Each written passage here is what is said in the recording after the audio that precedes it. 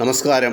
മഹാന്മാരുടെ ജീവിതത്തിലെ ചില അനുഭവകഥകൾ നിങ്ങളുമായി പങ്കുവെക്കുന്നതിൽ ഇന്ന് റൈറ്റ് സഹോദരന്മാരുടെ ജീവിതത്തിലെ ഒരു സംഭവകഥയാണ് പങ്കുവെക്കുന്നത്. റൈറ്റ് സഹോദരന്മാർ വിമാനമെന്ന ആശയം അവതരിപ്പിച്ച കാലം പത്രപ്രവർത്തകരും റൈറ്റ് സഹോദരന്മാരുടെ സുഹൃത്തുക്കളും യുദ്ധ വിദഗ്ധരും അവരെ കണക്കിന് കളിയാക്കി. അവരുടെ പരിഹാസം ഇവരെ ദുഃഖിതരാക്കി.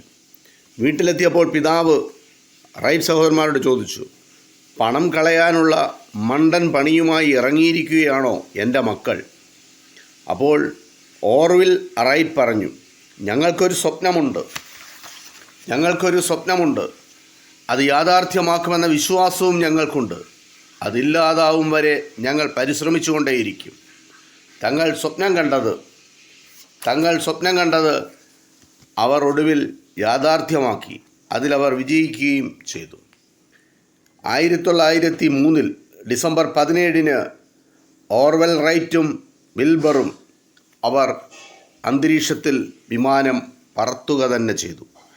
കഠിനാധ്വാനവും സ്വപ്നവും നിശ്ചയദാർഢ്യവും അവരെ അവരുടെ വിജയത്തിലെത്തിക്കുന്നതിൽ വലിയ നിർണായകമായ പങ്കാണ് വഹിച്ചത്.